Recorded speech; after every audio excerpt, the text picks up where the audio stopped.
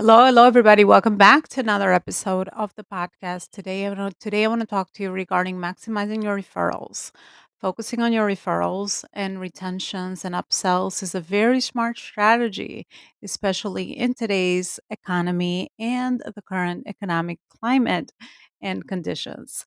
Hi, before I dive into today's topic, I just want to remind and thank all our new listeners to the podcast show that we do this episode. Here at the podcast every week. So thank you so much for joining. And I'm your host, Elona Parry, and I help companies scale their purpose and align their purpose with profits. And yes, today's topic is near and dear to my heart because of the fact that we love to serve the customers that are actually fans, right? The customers that are actually within our containers, within our offers. We've already built trust with them, and also, we've had the chance to be able to create amazing transformations for them. So, because the most important part of anything that we do in the client journey or the prospect journey is to build trust, because we've already instilled such an important piece in our marketing and sales system, it becomes much easier to ensure that we are tapping into our current audiences and clients to ask them for referrals. We're also have reached maturity in the coaching and consulting space. So a lot of clients have actually been burned, so to speak, in quotes, by offers that have not been delivering for them. So the trust factor in the market right now is also very low. That's why focusing on the people that already know, like, and trust you is not only a very smart strategy, but also a smart focus for your business to be able to continue to help and tap into their networks and tap into their circles. I always say that people know people that know people that know people, right? And this can go on and on and on. And we all understand, or we all probably have had the experience that lots of the people that we are referred to are very warm. It's a very warm network. It's people that trust the person that is connecting us. That is why they are coming to us. So the trust factor is already almost established. So it would be very wise to do that. Now, how do we do this, right? How do we ensure that we have a cadence or an ongoing process in our day to day systems and operations within our business? So we're always doing this because we all know as CEOs and entrepreneurs how easy it is to just talk about things. And unless we have processes in place to be able to be consistent with a lot of the things we do, then it just becomes one of those nice to do things, but we never get around to it as far as implementation is concerned.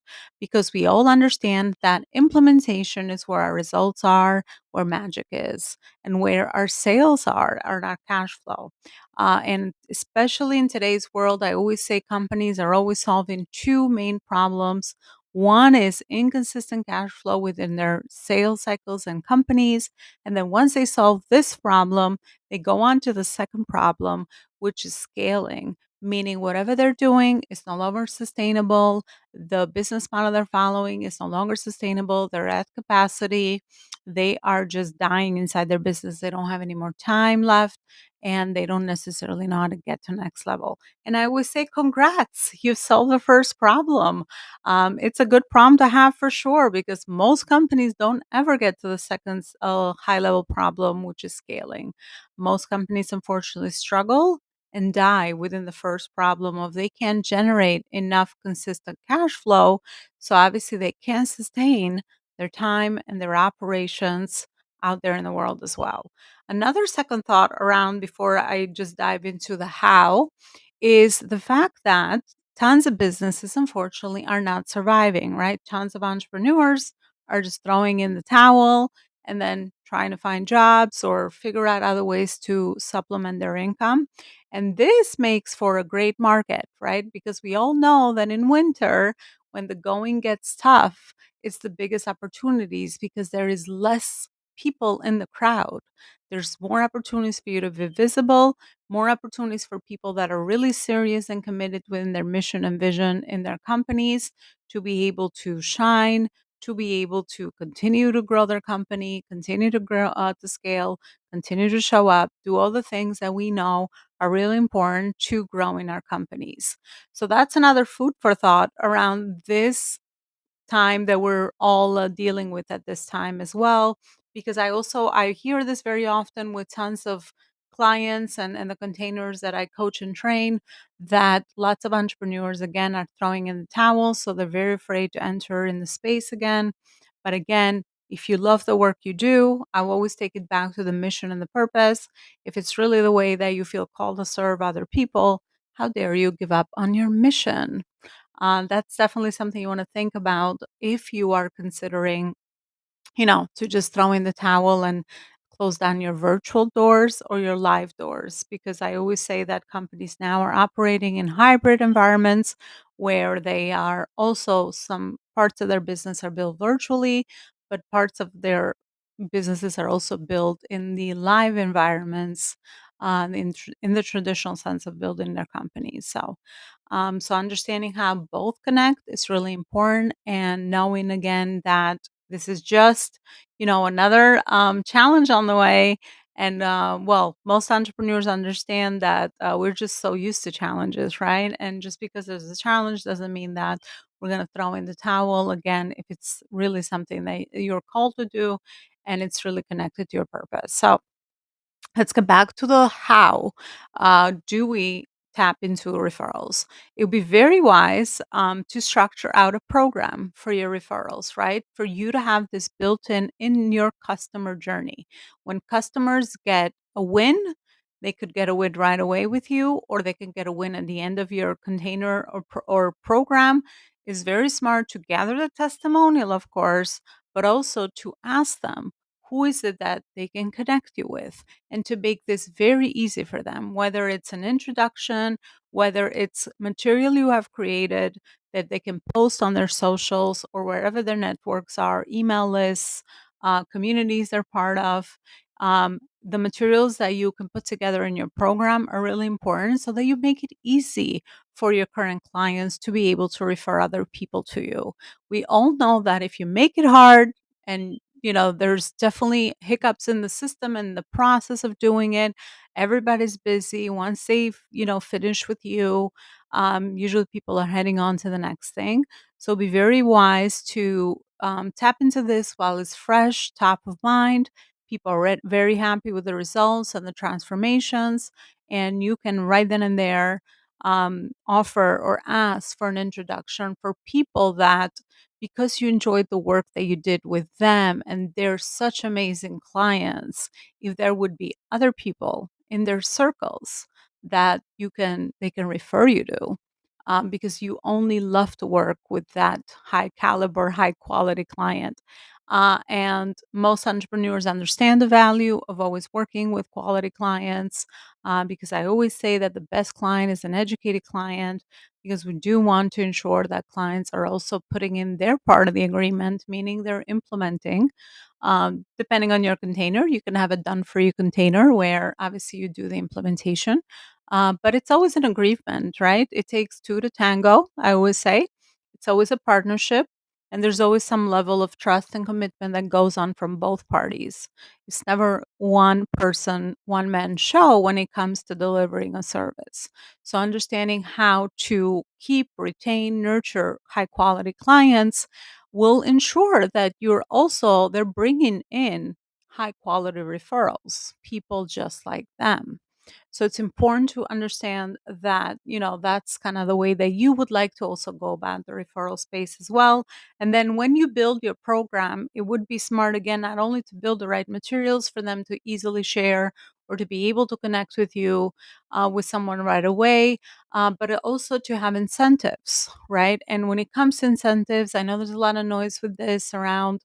It's almost like another offer that you're building in your business, right? So if you have no idea, talk to your current clients. What's important to them? Because a lot of us assume that it's always money right away, right? The people are gonna, introduce you somebody in exchange of the monetary value that they will be able to get back in receiving.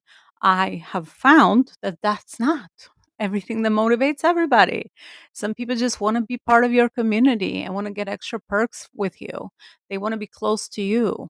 They want to you maybe you can offer them something else of value depending on the results that are actually achieved with you. And some people could want the monetary exchange of value, right? So, but don't assume that the people that you are asking for referrals are always going to be compensated with money. There's tons of other ways that people like to get compensated and they find very valuable. However, just like anything, if you are, not sure, have a few options, right? Have a few options so that you meet the needs of most of your current clients. And I say when everything is lost, talk to the people that you want to help, talk to your past clients, and they'll be the ones to share from their perfect mouth what is it that they would like in exchange, right? What is the value exchange that they would like to see if they are offering you referrals. So alrighty. Well, that's all I had for you today on this episode. Thank you so much for listening.